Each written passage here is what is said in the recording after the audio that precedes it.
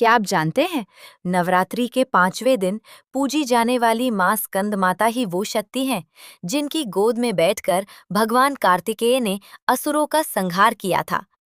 लेकिन एक रहस्य बहुत कम लोग जानते हैं। जो भक्त सच्चे मन से स्कंद माता की पूजा करता है, उसके जीवन से भय, रोग और कष्ट स्वतः दूर हो जाते हैं।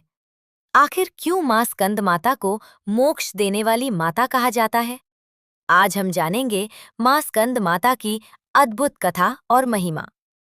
नमस्कार दोस्तों, स्वागत है आपका हमारे चैनल पर। नवरात्रि के पावन दिनों में मां दुर्गा के 9 स्वरूपों की पूजा की जाती है। इनमें 5वां स्वरूप है मां स्कंद माता। इनकी पूजा से भक्तों को सुख, शांति और मोक्ष की प्राप्ति होती है। मां स्कंद माता का स्वरूप अत्यंत दिव्य और शांत है। मां कमल के फूल पर विराजमान रहती हैं, इसलिए इन्हें पद्मासना देवी भी कहा जाता है।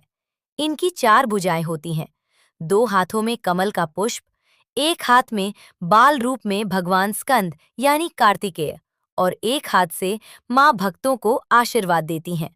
इनका वाहन सिंह है, जो शक्ति और साहस का प्रतीक है। पौराणिक कथाओं के अनुसार एक समय तारकासुर नाम का असुर अत्यंत शक्तिशाली हो गया था।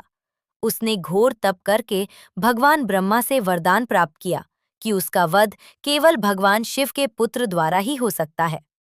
उस समय भगवान शिव तपस्या में लीन थे और उनका विवाह भी नहीं हुआ था। तब देवताओं ने मां पार्वती से प्रार्थना की कि वे भगवान शिव से विवाह करें। भगवान शिव और मां पार्वती के विवाह के बाद उनके पुत्र कार्तिकेय का जन्म हुआ। कार्तिकेय को स्कंद भी कहा जाता है।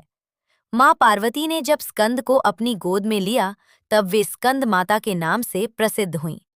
बाद में भगवान कार्तिकेय ने देवताओं की सेना का नेतृत्व करते हुए तारकासुर का वध किया और संसार को उसके अत्याचार से मुक्त कराया।